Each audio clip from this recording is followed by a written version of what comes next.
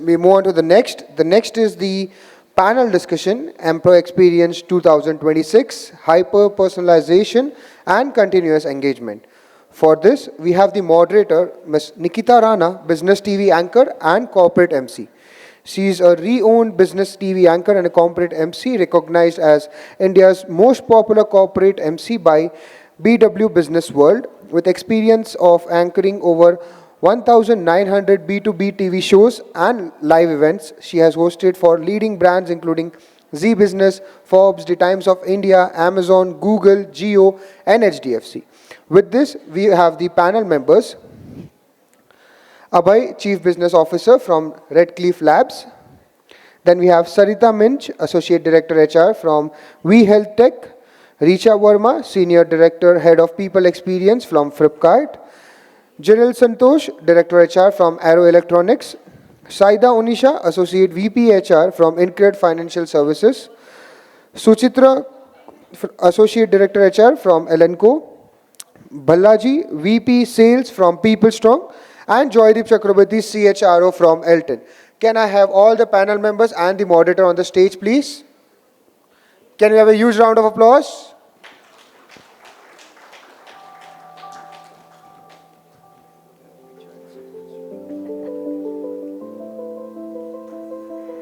Ladies and gentlemen, before we begin, can we have a big round of applause for Gainscales and Trupesh? Trupesh, you've been doing a fantabulous job from one anchor fraternity member to the other.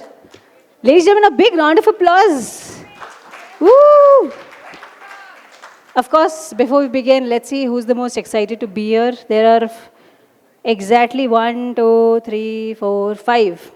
5 columns in front. We will see. So there's a competition before we begin. Let's see which column makes the most noise. Column number 1 makes some noise. Hey? What was that? Arey, make some noise. Column number 1 makes some noise. Woo! That sounded more like a boo. Okay, but still, this is the decibel that the other column has to be. Column number 2 makes some noise. We know where the rasmalais went. This column had all the sugar. Fantastic. Column number 3 makes some noise. The women. This table made the most noise. Column number 4. Oh, the rasmalais was split, sir. I got up. Amazing.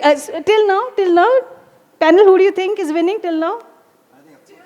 Okay, table, okay, column. Last column, before we begin, make some noise, you have to beat this decibel. Yeah, this got stretched a little. So I am not, the onus is not on me. This is too big a responsibility. Ladies and gentlemen, over to you. Unanimously, which column do you think is won? And they have, it is a prize, sir. There's a prize. No, let's do one thing. In pin, safety pin. Give it pin, safety pin. So then why did you make them struggle so much? So we give it to the second column. They bargained. Okay.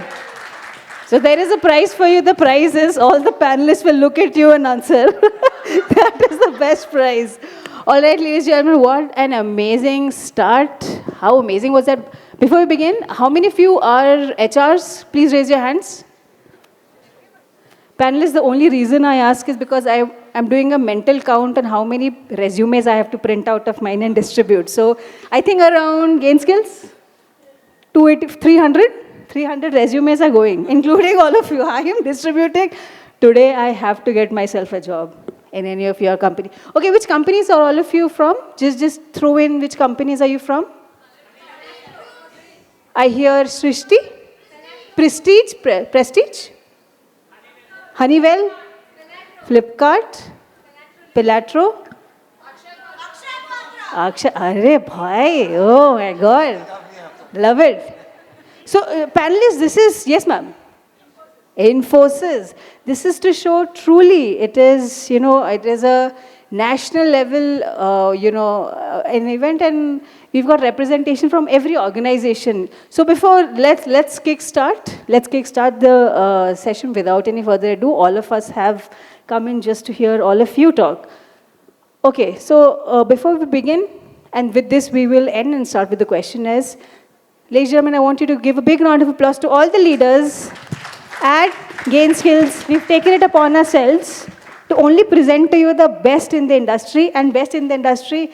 Can we have a big round of applause to our amazing audience members on a Thursday beating Bangalore traffic? I don't know how they do it, but they have. Okay, so big round of applause. And I know we're running a little short, but I'll have that managed. We'll have that managed. Okay.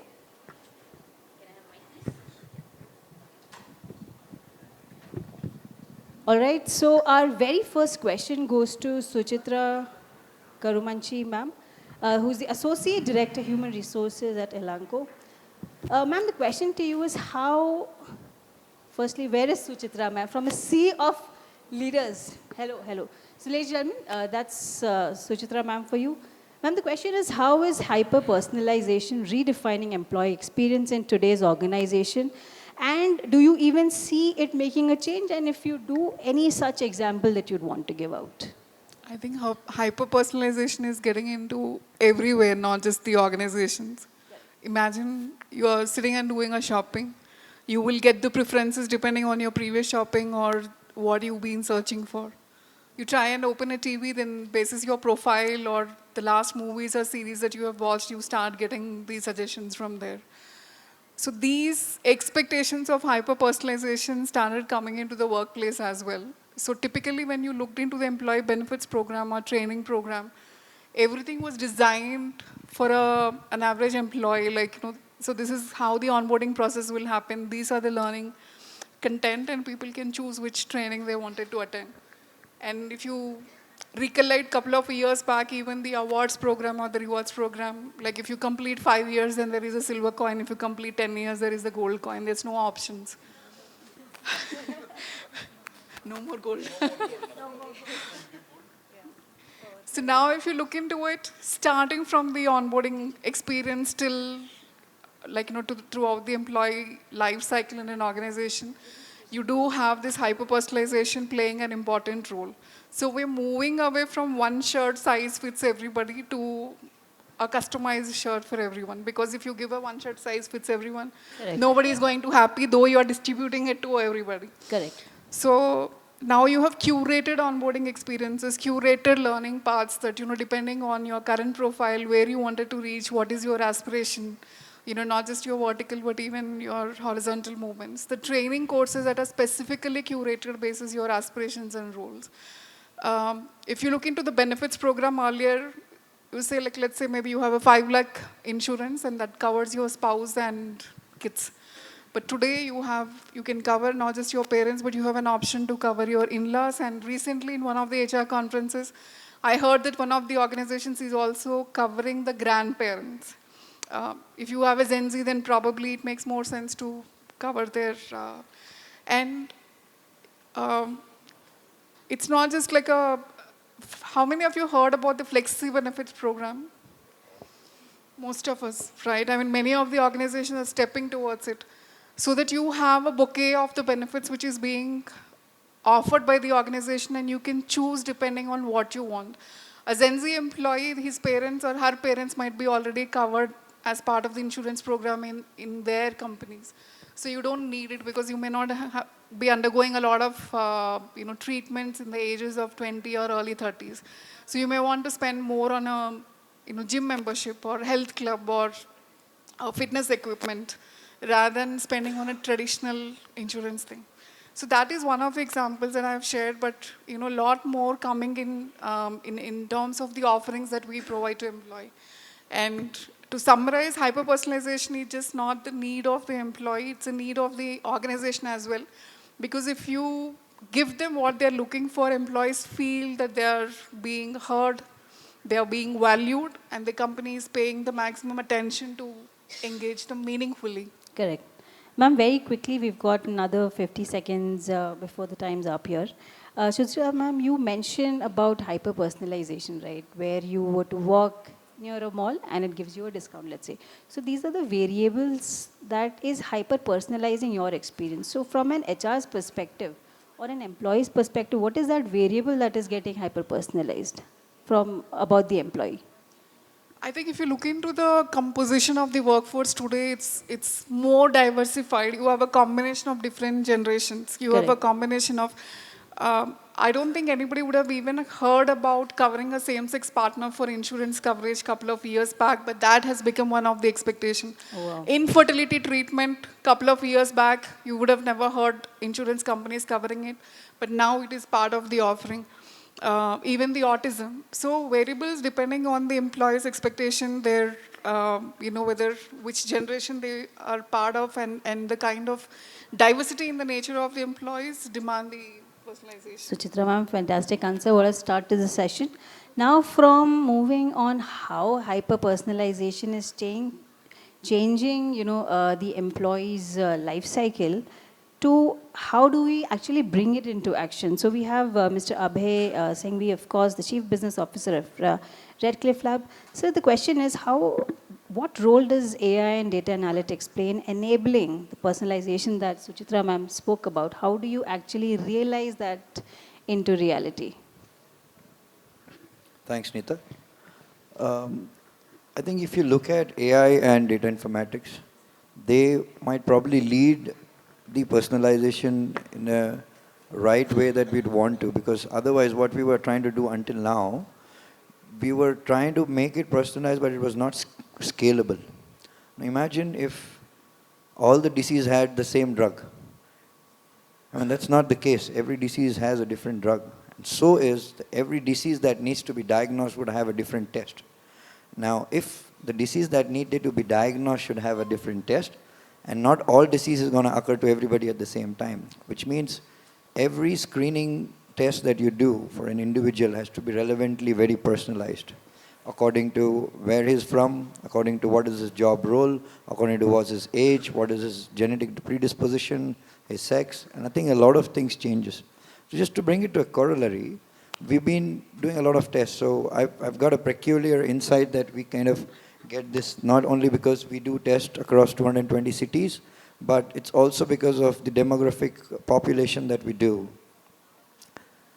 A finance guy sitting on the desk for a whole day would have a very peculiar, clear terms of vitamin D deficiency because he's sitting in the office on the desk whole day, not getting exposed to enough sunlight, no calciferol getting up, versus a sales guy who is on the field every day. He's got high lipids. That's because his lifestyle has gone for a knock. He's relevantly more on junk food the whole day, and that is kind of putting it up. Now, how about if I have the same test done for everybody? None of it would kind of make sense. And I think what we've done now is kind of taken a step back while we kind of devised this plans is that after doing tests for about 2 crore people in India, that's about 20 million people in India, we've developed a very fundamental science around a tool. But what would ideally do is that if you order test today from this place where we are right now in Hebal, I don't know what's the pin code, 5600, whatever the pin code would be, and you put in your age, the system very quickly calculates that out of the 2 crore people ever got checkup done in our system, a female client who was probably between the age of 25 to 30, what was the actual test she did and what was the benchmarking result that she had on average? And when you get the test done, it actually compares it with it and shows you as a score as this is where you stand. And I think that's for people who could not get personalized, but this is where data plays a role. And then the next step is where the personalization stream happens. What we launched as an AI face scan was not a gimmick. It was actually a very well thought strategy about 3 years ago. I think about 1,000 days ago from now, and that's where we launched it. I remember putting a clock of 1,000 days was my mark to launch this, and we kind of did it.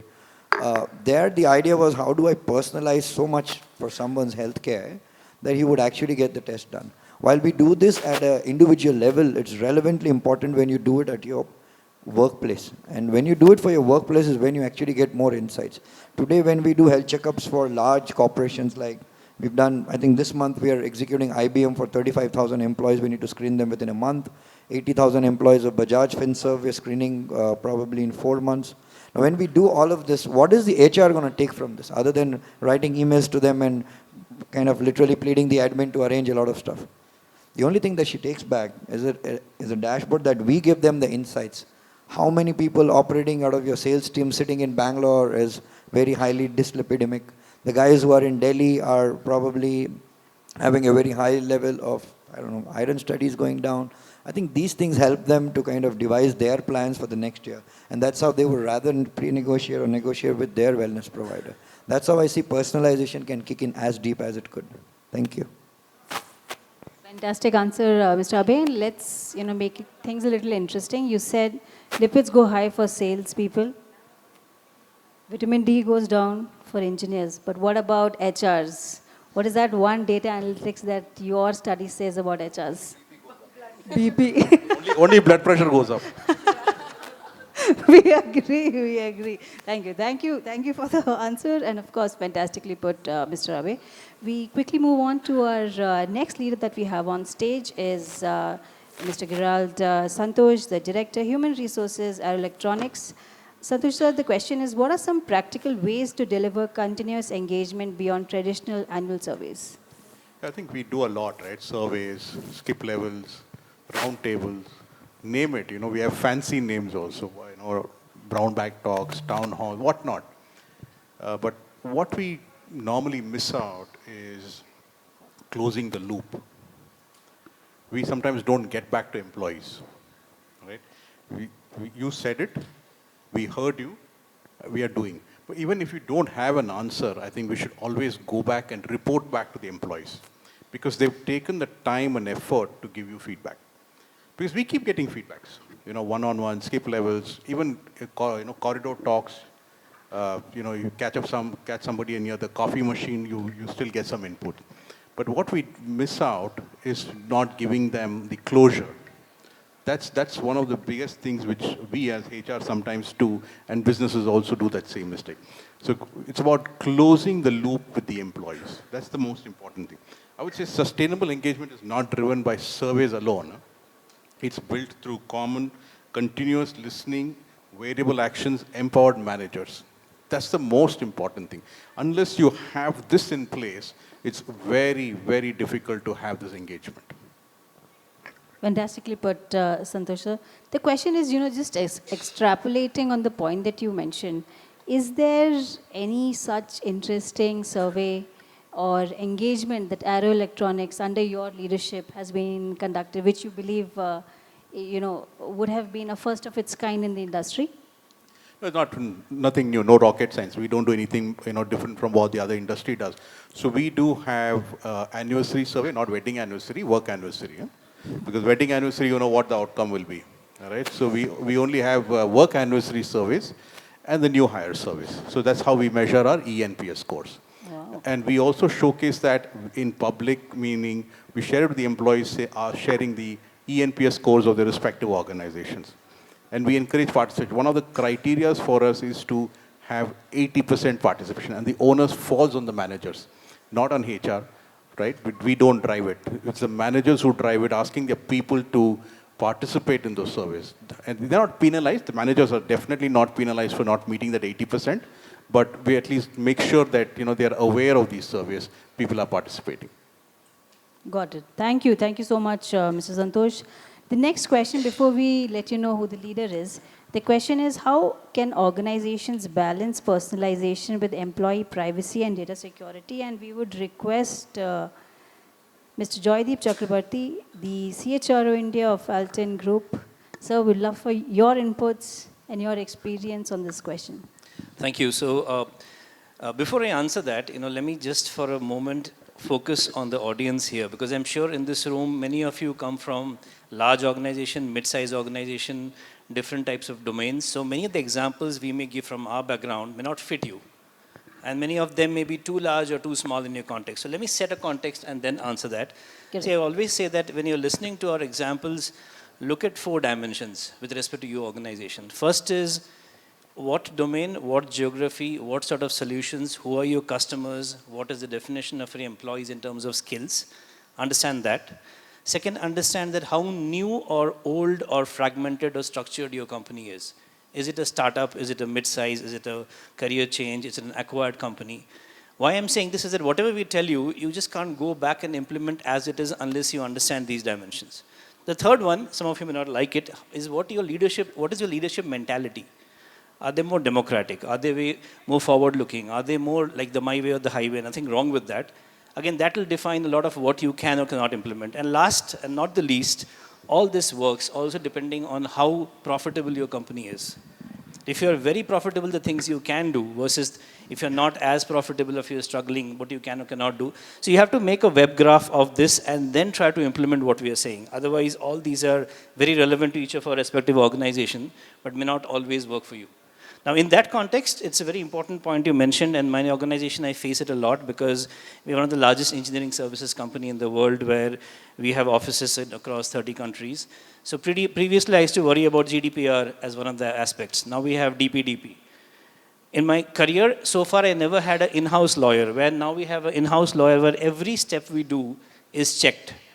But as a ground rule, we always say that, when you look at any implementation from a personalization point of view, don't look at it only from the perspective of entertainment, engagement, and benefits. Because at the end of the day, employees are recruited to be engaged in the work they do. Rest comes later. So the cake cutting and the other things, and of course the benefits, everything are important. But if we can engage them in the work they are doing to deliver better work, that makes sense. And in that, data privacy is a huge topic. Just now in the morning, I was having a fight with our CEO that we have stopped ChatGPT and we have stopped Gemini and we have stopped other things. We are, of course, getting more, there's something called LerChat, which is more focused towards European data privacy. So it is a challenge, but do be aware that AI as well as data privacy in India is still evolving. So at this stage, what seems like impossible, in another session I heard Wipro, they have taken some 100 or 300 licenses of AI ChatGPT with the corporate license, which will allow you to use it without risk of data privacy. So when we're talking about, particularly personalization, the examples which I heard about from the time you join the organization to when you leave, there is always a chance to getting carried away with respect to what sort of data you refer to, but you have to be extremely careful that if it is conflicting or contradicting with data privacy norms, it can be counterproductive. And I'm saying this, and I love the question from you because I have already seen some legal risks with respect to what we are trying with great intent. A very simple example I'll give you. Recently, we started engagement with our employees where we said, you are spending time, you're working from home, so can we have an engagement with your family? So very innocently, we asked the family's name and gender and so on and so forth. And I didn't realize that that's going to be an impact in terms of data privacy of the employee. So the event went very well. And then I got a feedback during a survey that it was not very comfortable for some of the family members to disclose their child's detail and stuff like that. So complicated, long answer to a short question. We love a answer like that. So, the long story short, and then there's short story long. But as long as you made the point, that's fantastic. But I've always wondered, right, when you talk about data privacy, is it your data going to the external world? But what about the surveys within the organization? I would love for any of the leaders to also bring that topic up. What about, let's say, rating your manager or the ratings that a manager gives their employees? From an HR perspective, is that something that is actually anonymous? Actually, the data privacy is applicable for within organization as well. Let's say maybe if we have exit data, why the employee is leaving, or the exit interview information, that is supposed to be restricted only to the HR who is conducting that survey, not even the line manager or skip level. Let's say maybe an employee is asking for a long leave because of medical issues or complications, and they submit medical reports to substantiate. So you're not supposed to discuss it in a group or with the team or not above one layer of the employee, because all these within the organization also, it is supposed to be reaching only to those who are entitled to receive that information, not everyone. Got it.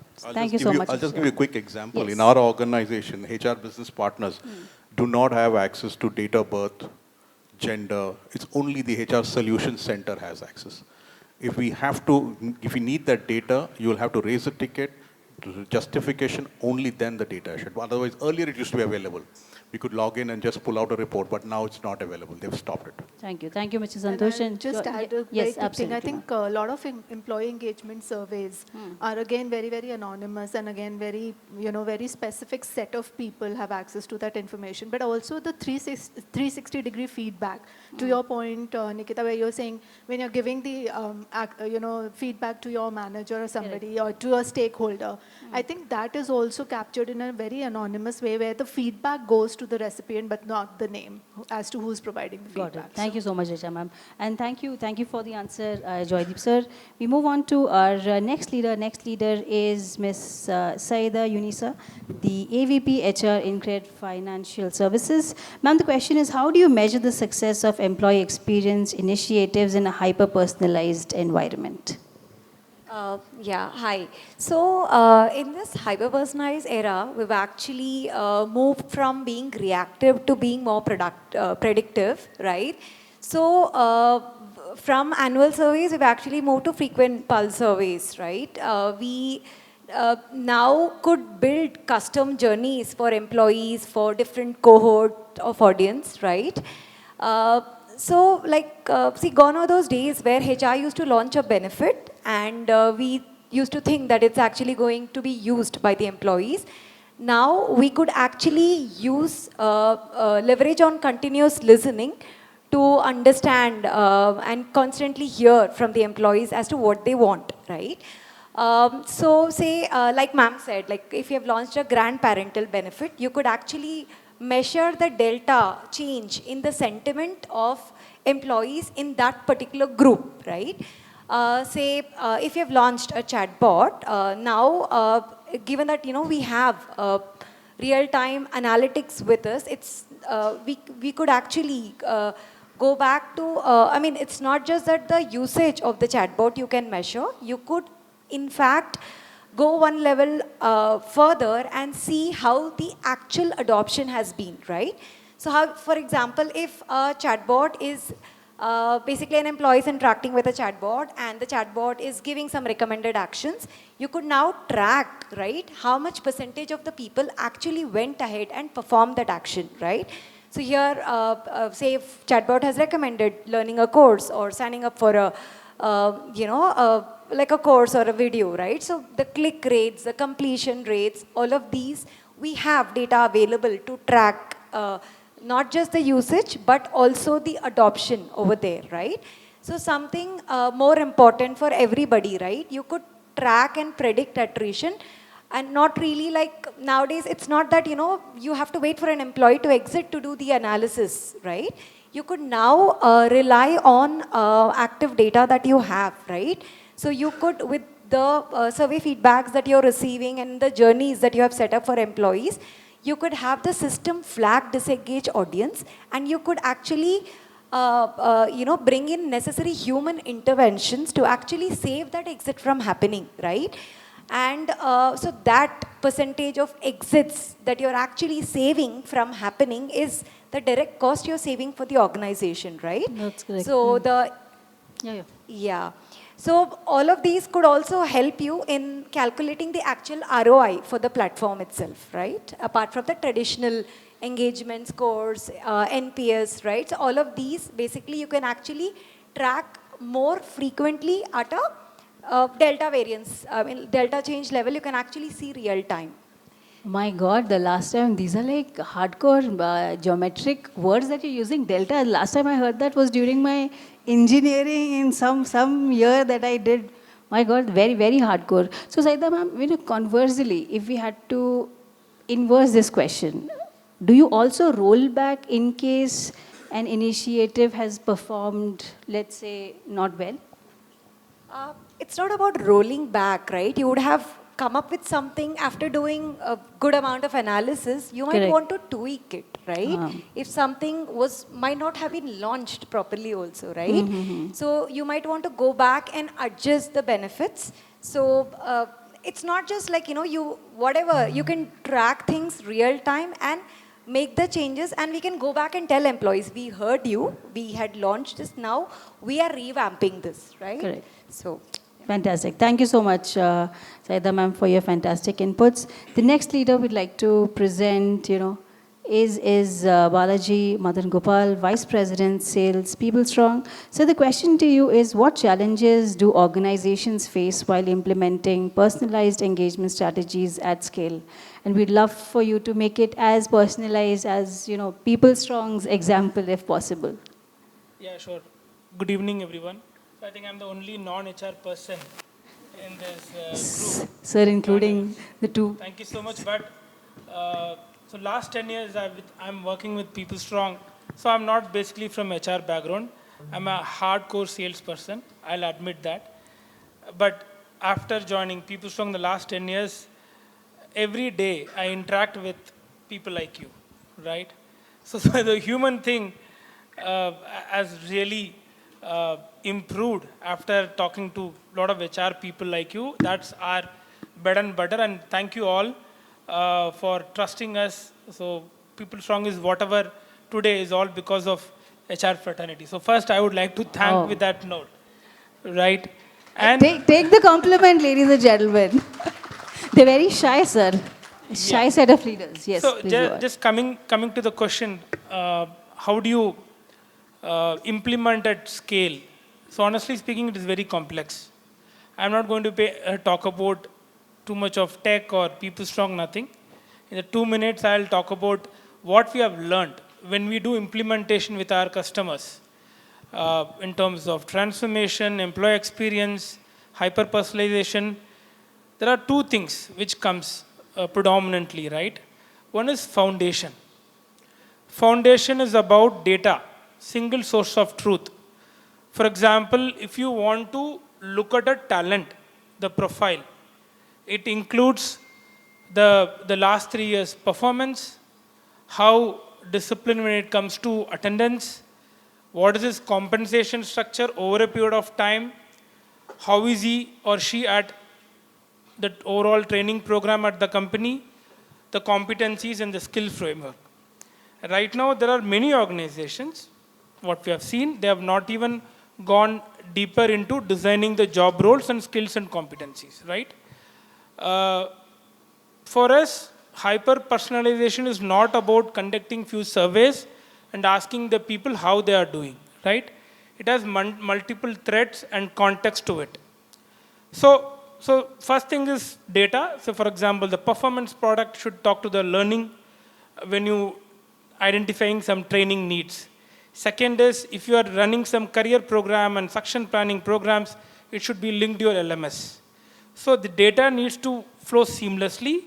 Otherwise, you will not be able to bring in real personalization at scale. That's the first point. Second is trust, which is more softer aspect, but I feel this is more critical than the technology part, right? While you try to do this hyper personalization, or you're actually trying to,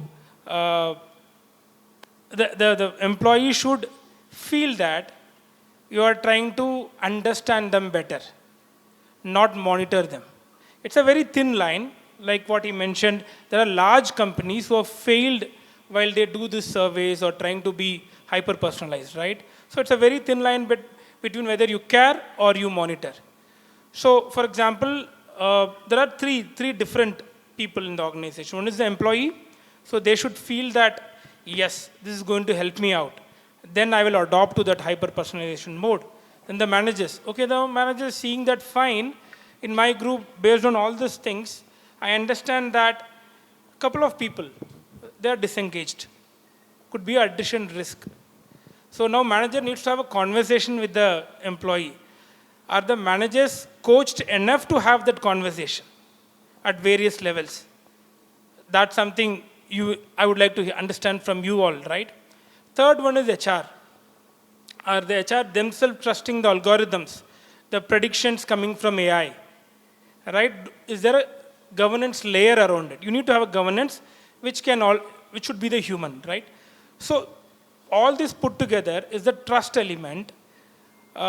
Just to sum up, it is not about noise, how much you do, right? How much you engage, how many surveys, no.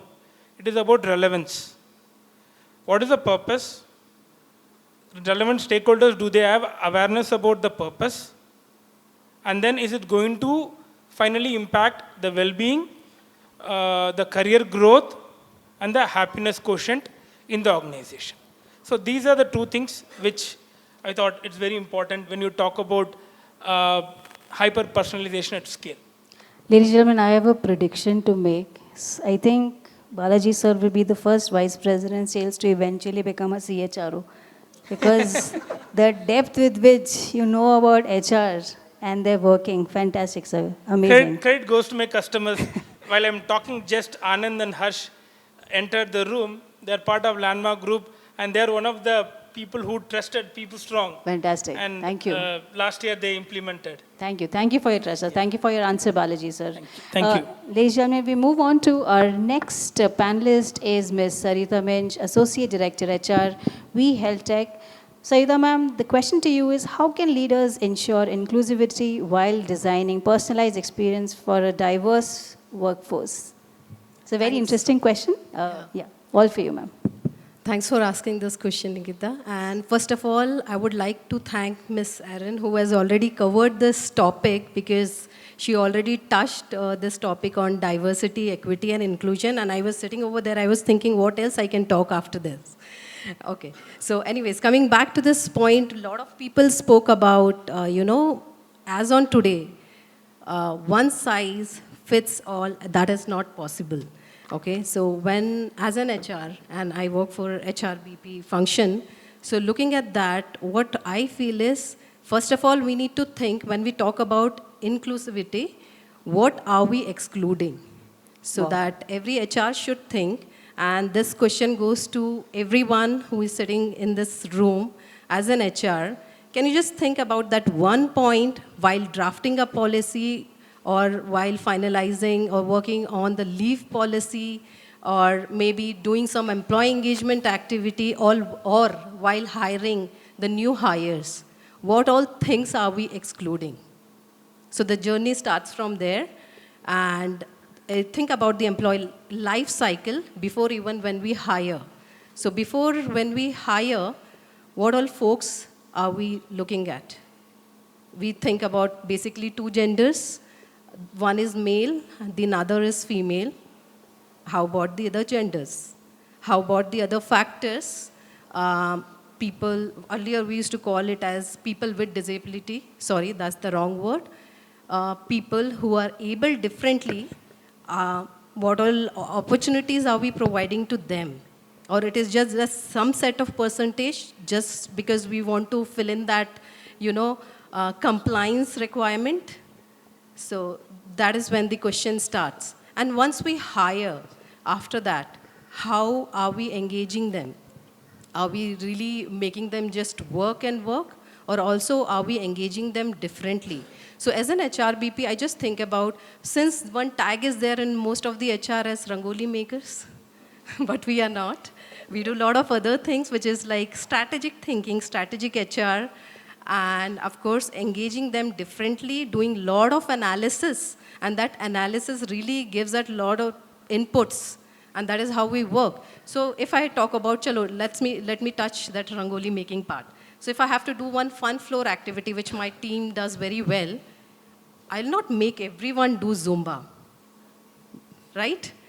Okay, so please raise a hand. How many of you likes to sing? None? I will not. Like to sing but can't sing. Yeah. Okay. How many of you love to dance? I'll make you all dance. Okay. How many of you loves watching sports or playing sports? Many of you have raised your hand. And how many likes to, write or do editing or being a good reader? Yeah. So when I decide or design any employee engagement activities, I will not make everyone do Zumba, because half of them will be engaged and half of them may not be. So what we have done differently is forming a different clubs, and especially we target those new joiners who join in the initial days, because the attrition happens within those 1 to 90 days. okay, or the first 90 days or the months, what you can call it as, 1 to 3, third month. So we focus how to engage people more and more. And these clubs, most of the folks have joined, and whatever plans what is made, it is made by all those new joiners. What is going to happen by this month, what is going to happen next month, and likewise. Likewise, we also decide even the policies. It is not only the HRs who are going to sit in the room and will decide all the policies, because what happens later on? If we are not taking the inputs also from the business and the operations, we may fail somewhere. So once the HRs itself, they decide the policies, we also involve some of the panelists from the business and the operations who share their inputs as well. And that is how we design a successful policy. Sarita ma'am, that's a very interesting take to exclusivity and seeing it as what is it that we're excluding. So fantastic. That's an amazing answer. We're down to our last two panelists. Of course, we have with us Mr. Rajul Sharma, Director HR Operations and India Country Leader, Collins Aerospace. So the question to you is, what role does real-time feedback play in shaping employee engagement strategies? All right. Okay, so Richa ma'am, entirely up to you. Either you take this question, or the question to you is, looking ahead to 2026, what key trends will define the future of employee experience and engagement? Of course, this is Ms. Richa Verma, Senior Director, Head of People Experience, Flipkart. Thank you, Nikita. Well, I think that was the last question, and it pretty much is a summary of the questions that you've asked. I agree. So my answer will be a summation of what the panelists, my co-panelists have shared. Also may reinforce some of the points that the previous speakers, Abhay, Sonika, Preeti, have kind of shared as well. And let me sum it up in the ABCD and top it up with an L also, just to kind of extrapolate on that. A, I think, goes back to the first point that Suchitra mentioned. AI-powered, tech-enabled, hyper-personalized employee experience journeys. I think that will be extremely core as we look ahead in 2026 as well. It's going to be very powerful to kind of curate employee experiences and not just deliver HR as a service or as a support. The transactional aspect is just not going to work any longer. I think that becomes very, very foundational and basic, and that has to be delivered any which ways. But in order to drive the right kind of influence and impact on the employees, it's very important to give them the experiences that they're looking for. And just to double click on that, I think when we are looking at, a lot of my co-panelists were also mentioning that, it's about, how they're curating some of the wellness initiatives, how they're curating some of the engagement initiatives. But even if I look at some of the key employee moments or the moments that matter to the employees, right from their onboarding to the exit stage, to the first time they become parents or to the first time they complete a tenure, all these are moments which are extremely important, or there is a significance for the employees. How you're going to curate experiences which are personalized, which have a human touch to it, is going to be extremely important. When I was working, on one of the initiatives where we wanted to amplify the onboarding experience for our candidates, we realized that the candidates start engaging with the organization even before they get the employee tag and the employee ID. So even before they become the employees, they start getting engaged. And if you're leaving them, just with background verification process and an offer letter, it's not an engagement. It's just the transactional piece that you're doing for them. So we built a pre-onboarding journey where we start engaging with the candidates soon after their selection, or once at least the offer is rolled out. And we kind of try to assimilate them in a very subtle manner to say, this is your manager, this is your buddy who's going to help you and support you through your journey. This is what your team looks like. These are some of our values. And the whole idea was to create that sense of belongingness in them even before they become the employees of the organization, or induce the pride factor about the organization. Along the same lines, when we talk about the exit, again, most of the employers or organizations may think, it's just like, washing the hands off once the last working day is completed. But this is the talent which is your potential rehire talent, right? So you can't just again leave them in a lurch. And there are a lot of support which is required post the last working day in the form of full and final or in the form of different things that they may need after their exit from the organization also. So how you can enable through a platform, through a structured way that you're continuously listening to them. It's just not about exit interviews, but also in their journey when they're trying for another job, what are some of the letters they may need? What are some of the references they may need from you? I think all of those things really matter. So building those journeys, building those experiential interventions is going to be extremely important. That's the AI part of it and the tech enablement part of it also. The B is about what forms the basis of a role in an organization. I think in an organization, gone are the days when the organization structure was very role-based. Every role was defined by a JD with a set of qualification requirements and experience requirements and the list of duties that you were supposed to do. I think the organization workforce architecture is moving towards being more skill-based. So in that advent, you would see that there are gig workers, there are part-time workers you may have. There are people who want to join you not as permanent employees but as consultants or freelancers.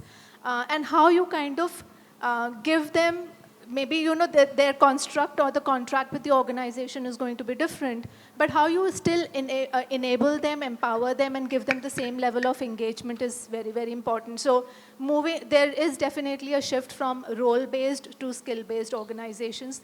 The C part is what some of my co-panelists also touched upon is continuous listening, and we've seen a lot of structured continuous listening examples, right?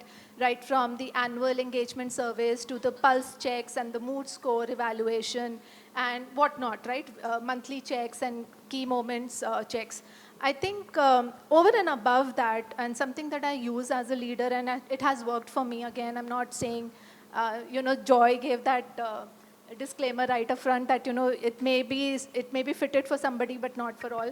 But something that has worked for me is to really be observant when I'm with my teams, and that is one of the reasons I do not sit away from my teams in a cabin or something. I try to park myself every single day in the middle of where my teams sit, and I think it's just about telling them that there is just no door. So forget about the open door policy also. There is no door, no wall that exists between me and you have the free space to access me as your leader and share anything or talk about anything that is on your mind. As much as we love to talk and listen to leaders like you, unfortunately, time is of essence when we run out of it. So just quickly, I think D is about, the diversified wellness being and all of that. L, I wanted to top it up, and I really want to kind of just take another 1 minute on it, is about learning, unlearning, relearning. And this is not the first time you're hearing, I'm sure. But what is the technology facet today may not last very long, and you will see another round of technology change.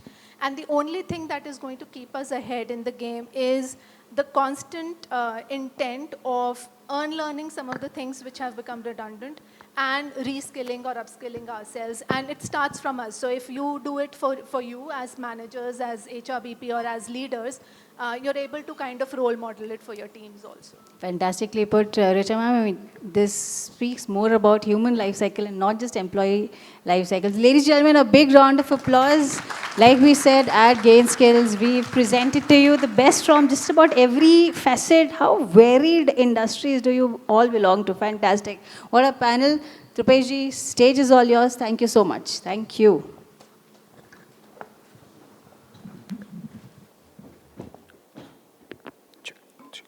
Thank you so much for the wonderful panel discussion. Now, I would like to request Abhay sir to facilitate the moderator and the panel members, starting with Nikita Rana.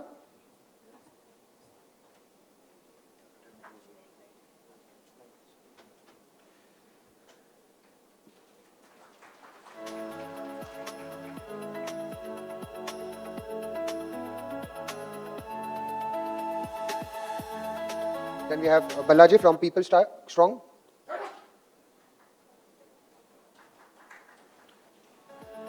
Sarita from VHealth Tech,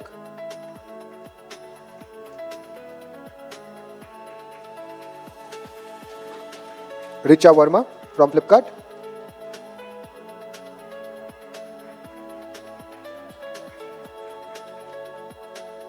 Saida from Incred Financial Services,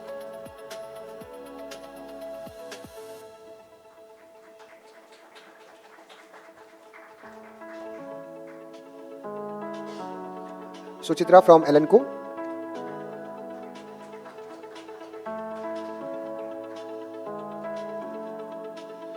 Gerald from Aero Electronics,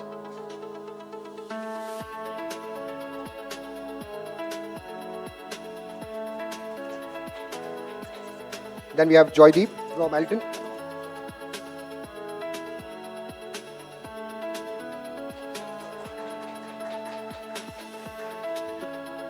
can we have a group picture please?